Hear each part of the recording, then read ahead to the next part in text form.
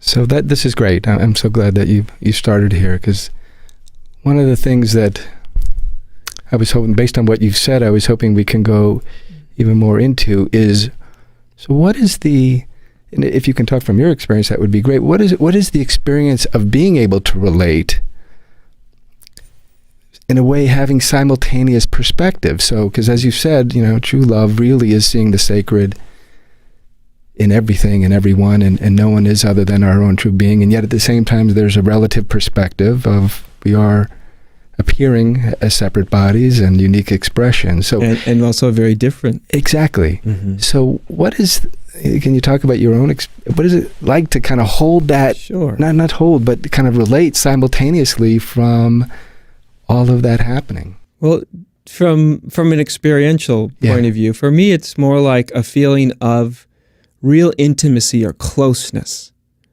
And, if someone was to just hear those words, they would maybe seem paradoxical. How can you see everything as one, so everything is self in a sense, and still have any kind of relationship at all?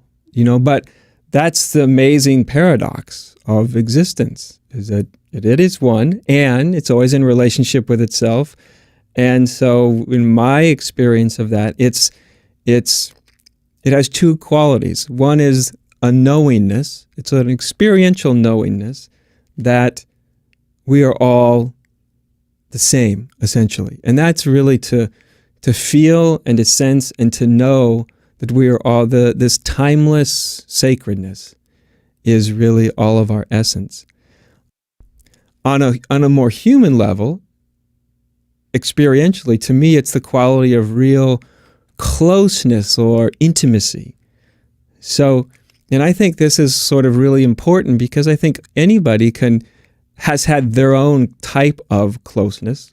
They've had their own different experiences of what it is to be intimate. When we see the oneness of existence, we sort of experience a sort of a ultimate intimacy. But to me, it's this real experience of being very, very close, being extremely intimate. And as you said, in essence the same. There's that acknowledgement. And it's not just a piece of knowledge in the mind, it's felt too, it's known. And within that, also, for me, there's the absolute obvious experience that everybody that I meet is also very different, mm-hmm. very, very unique. And they're free to be that way. You see, because they are that way. Right. And I think that's part of at least functioning from the ground of truth, of oneness, is that capacity to be extraordinarily intimate, connected, while at the same time acknowledging and even celebrating differences and giving each other the freedom to actually be different. Literally, I always say freedom is a gift you have to give back to the world. It's not just something, I've realized my own sort of spiritual freedom, ultimate freedom. But until you've given it back to the world, or given it back to the next person you're with, so they get to be free too. They get to be free to be who they are, to be their unique expression. Right. And that to me becomes the groundwork for relationship. That's the ground from which it's operating, I guess you could say. Beautiful. Well, that two things kind of come up for me as you share that, and I want to come back to this freedom part that you're talking about in terms of giving people their freedom. So going back to this intimacy of relating, to what extent are we talking about in the moment people being conscious of the non-separation as they're actually interacting, communicating, relating? Because I think some people take that as, okay, I need to be conscious that there is no separation while I'm having the conversation, while yet at the same time, the mind can get engaged in the conversation. That gets to be very difficult. Then you're trying to be sort of conscious of connection and unity and oneness and difference, and it all can get very confusing. Right. right? Exactly. So what I'm talking about is, it's sort of maybe odd to say this, but it's very conscious, but it's conscious in a very unconscious way or in a spontaneous way. In other words, it's just the ground. So it's not like I'm sitting there talking to you and going, oh my gosh, we are the same. Ultimately, we are at one, and we are different, and we are all these things. It's just obviously so. It's just obviously the fact. That is actually what's happening. Now,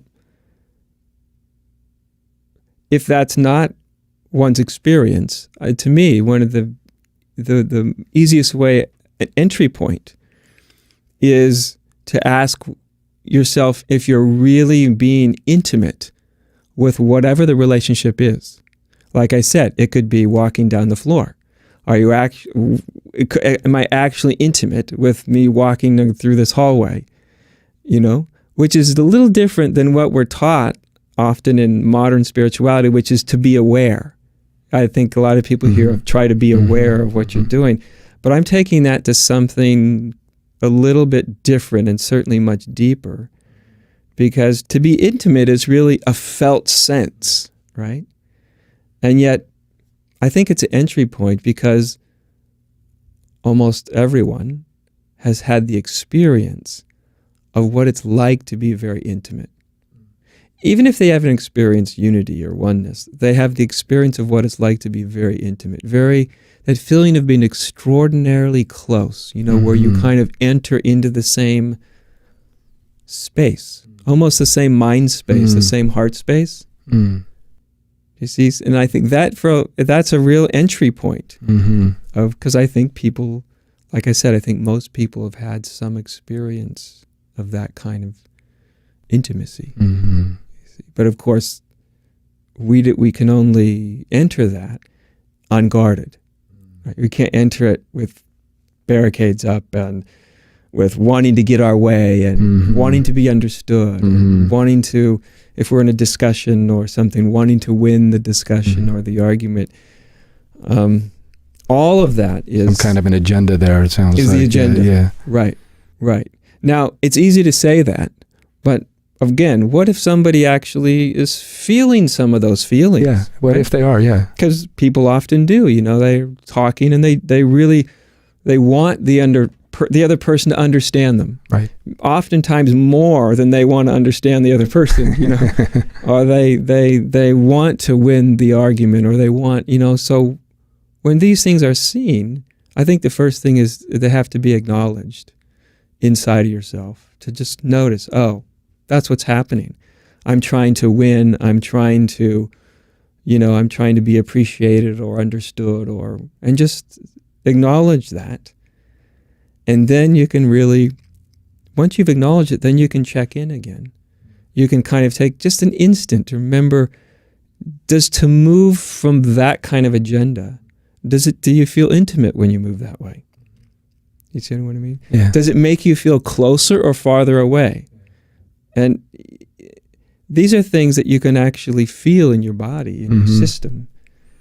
And so both being conscious of where one is moving from, and at the same time, by just noticing and allowing and acknowledging that, it sounds like that there's an intimacy with that experience happening, and then that can help bring you into more of an intimacy in relationship. Because of course you have to have an intimacy with yourself. You can't just be running on automatic. Just your conditioning, your ego, just sort of unconsciously playing itself out. You have to start with an intimacy with yourself, with what's really happening here, and also what's really valued, what's really one's highest value. When we're really functioning from an awakened place,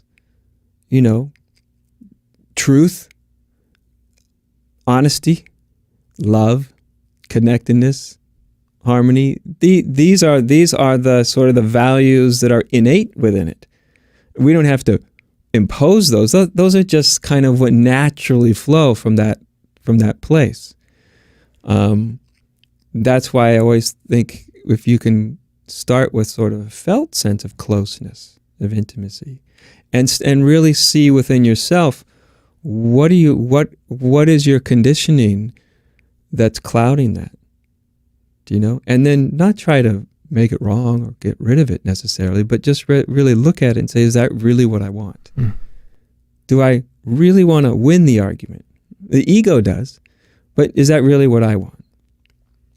Do you know what I mean? Mm-hmm. I don't really want to understand the other person that much. I really want them to understand me above all else. Is that that's what your ego wants, but is that really what you want? And I think when you start to question yourself, it kind of reconnects people. It reconnects them with their